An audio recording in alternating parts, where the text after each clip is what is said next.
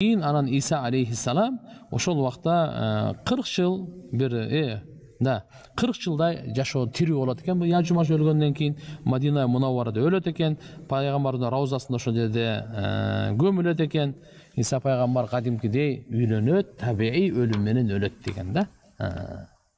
Андан кийин ана мусулмандарга ошо Кахтани дегенден ошо халифа болуп калат экен. 5-си күндүн батыштан чыгуусу туугандар. Пайгамбар саллаллаху алейхи вассалам айткан, качан күн батыштан чыккандан кийин ошол күнү тообанын эшиги жабылат экен. Тооба кабыл болбойт экен. Күнөөкөрлөрдүн тообасы, капырлардын ыйманы кабыл болбой турган күн батыштан чыккандан кийин ошол күн болот. Андан кийин дабатларда баягы жердеги чыккан жаныбар, ал ошол Кур'ан-ы Каримде ва ида вақа'ал қаулу алейхим ахрajna lahum dabbatan min al-ard tukallimuhum anna an-nas kanu bi ayatina la yuqinun дейт. Мынакей Намл сүрөсүндө 82-чи аятына келет. Качан аларга биздин сөзүбүз болгондо, мындайча айтканда, кыяматка жакын аламаттар уже келип калганда, биз алар үчүн чыгарабыз жерден ушундай бир жандыкты, алар менен сүйлөшөт ал. Анткени адамдар ошол убакта биздин аяттарга ишенбей калган болот дейт. Биздин белгилерге ишенбей калган учурда чыгарат экен мына. Бул да баш сиздерге айтканда бир өзүң таң калыштуу бир жаралуу менен Алла Таала өзүнүн кудурети менен чыгарат.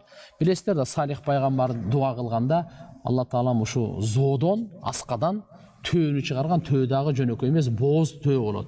Салих пайгамбардын үммөтү ишенбей, Салих, эгерде сен чыныгы пайгамбар болсоң, анда сен дуа кылчы. Мына ушу тоодон, ушу тоону жарып туруп баягы билесиздер, Сим деген кино кылып берди эле го. Тоону жарып туруп ушу төө чыксын, ал төө дагы жөнөкөй эмес, чыгып эле туусун деген да, боюнда бар деп. Анан ишенесиңерби? Ишенебиз. Ишенбей койсоңор кийин чатак болот десе, ишенебиз. Боптур деп дуа кылды, чыкты. Төө чыкты, кадимкидей мөөрөгөн живой төө чыгып туруп, болгондо да бооз төө. Ишенбей койду, кийин эмне болду? Коом барды, талкаланып кетти го. Алланын азабы келди. Алла Тааланын азабы келди. Ушундай болуп туруп, мына бул да ошо бир жаныбар чыгат экен. Андан кийин 7-чи аламаты ушундай бир андай салкын адамга жагымдуу ушундай шамал жүрөт экен туугандар. Кайсы мусулман каерде болсун, тоодобу, үңкүрдөбү, жердеби, асмандабы, ошого жетет экен, ал жыттаганда эле мусулман өлөт экен да. Бул да ушундай бул эмесинен бир белги Сахи Муслимде келет. Ал чыккандан кийин ошол бир мындай шамал жүрөт экен туугандар. Ошо шамалда ахли иман, ахли хайр адамдар бардыгы ошол жыттаган замат ошол жерде өлөт экен.